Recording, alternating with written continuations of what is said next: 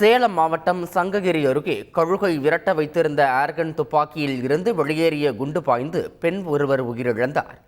கண்டைய கவுண்டனூர் பகுதியைச் சேர்ந்த முருகேசன் என்பவரின் மனைவி தமிழரசி குடும்ப தகராறு காரணமாக சங்ககிரியில் உள்ள தனது தாத்தா வீட்டிற்கு வந்திருந்தார். அங்கு கோழி குஞ்சுகளை தூக்க வரும் கழுகை விரட்டுவதற்காக வீட்டு திண்ணையில் ஏர்கன் துப்பாக்கியை வைத்திருந்தனர். அந்த துப்பாக்கியை 4 வயது சிறுவன் எடுத்து விளையாடி கொண்டிருந்த போது எதிர்பாராத விதமாக துப்பாக்கியில் இருந்து வெளியேறிய குண்டு வயிற்றில் பாய்ந்து தமிழரசி உயிரிழந்தார்.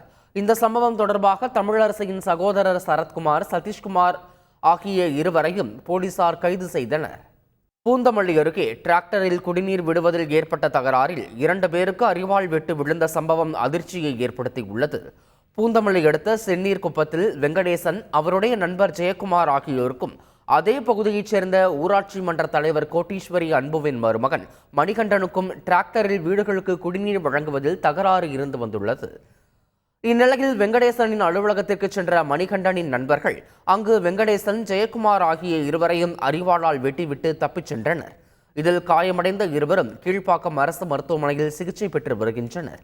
இந்த சம்பவம் தொடர்பாக 3 பேரை பூந்தமல்லி போலீசார் கைது செய்த நிலையில் மணிகண்டனை கைது செய்ய வலியுறுத்தி வெங்கடேசனின் உறவினர்கள் சாலை மறியலில் ஈடுபட்டனர்.